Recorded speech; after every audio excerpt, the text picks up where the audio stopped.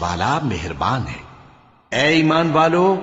دگنا چوگنا سود نہ کھاؤ اور اللہ سے ڈرو تاکہ کامیاب ہو جاؤ،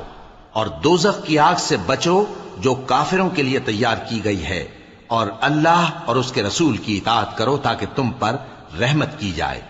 اور اپنے پروردگار کی بخشش اور اس بہشت کی طرف لپکو جس کا عرض آسمان اور زمین کے برابر ہے، اور جو پرہیزگاروں کے لیے تیار کی گئی ہے،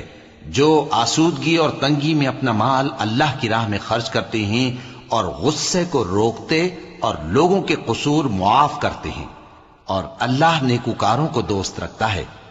اور وہ کہ جب کوئی کھلا گناہ یا اپنے حق میں کوئی اور برائی کر بیٹھتے ہیں تو اللہ کو یاد کرتے اور اپنے گناہوں کی بخشش مانگتے ہیں، اور اللہ کے سوا گناہ بخش بھی کون سکتا ہے، اور جان بوجھ کر اپنے افعال پر اڑے نہیں رہتے۔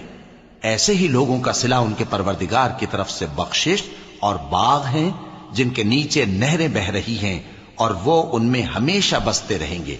اور اچھے کام کرنے والوں کا بدلہ بہت اچھا ہے۔ تم لوگوں سے پہلے بھی بہت سے واقعات گزر چکے ہیں، تو تم زمین میں سیر کر کے دیکھ لو کہ جھٹلانے والوں کا کیسا انجام ہوا۔ یہ قرآن لوگوں کے لیے صاف پیغام اور اہل تقوی کے لیے ہدایت اور نصیحت ہے، اور بددل نہ ہونا اور نہ غم کرنا۔ اگر تم سچے مومن ہو تو تم ہی غالب رہو گے۔ اگر تمہیں زخم شکست لگا ہے تو ان لوگوں کو بھی ایسا زخم لگ چکا ہے، اور یہ ایام زمانہ ہے